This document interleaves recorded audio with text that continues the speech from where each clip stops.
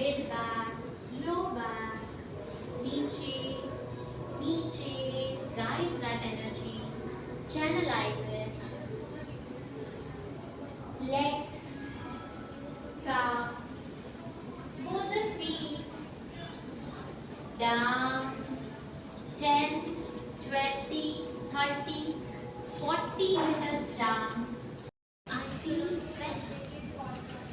Do it. लेकिन क्या होता है ना, प्रेगनेंसी में रिलैक्सिन हार्मोन सिक्रीट होने के वजह neck backward, pull your shoulders back, neck align, and just आपको हाथ को इस तरह पीछे लेना है, ठीक है। Hold for 3 to 5 breaths and very slowly release, no झटका, ठीक है, सिंपल। तो आपने क्या किया,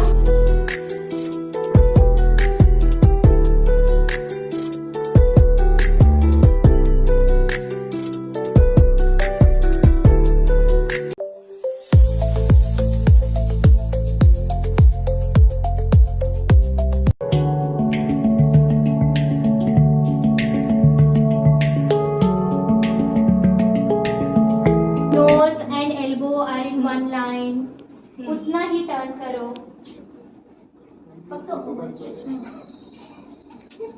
very good. And now pull the next down with the hand. तर तिथे ट्रीटमेंटला यायला लागेल 8 दिवस। पोझिशन अच्छी नाही।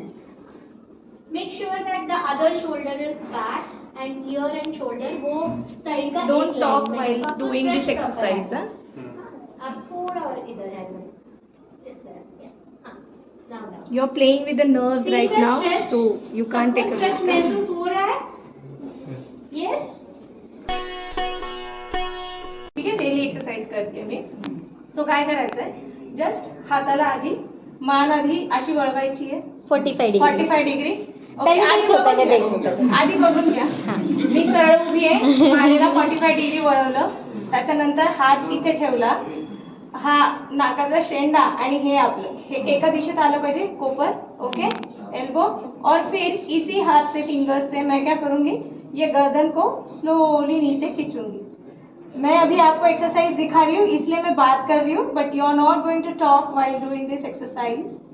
Just you have to count 30 and then again slowly neck ऊपर लेना है, हाथ को नीचे लेना है और फिर गर्दन को सीधा करना है।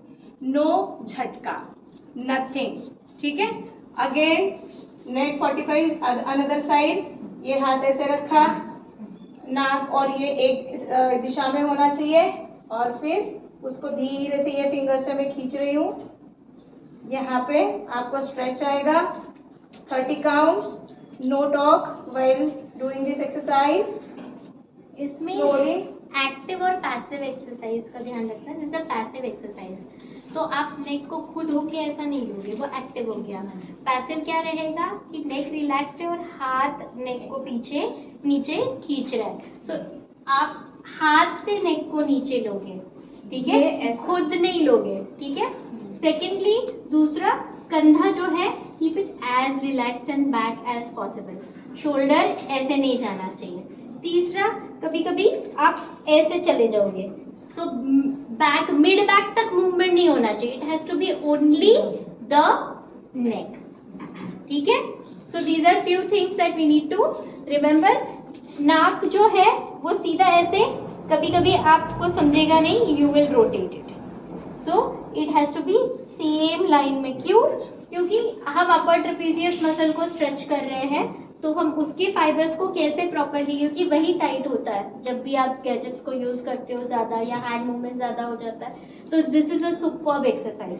तो अगर आप 1, 2 और ये तीन एक्सरसाइजेस रेगुलरली करो as stretches, definitely it will help you a lot, which you can do even on the chair. की थोड़ा भी लगा तो वाई, बस ऐसे करने से थोड़ी कुछ होने वाला है,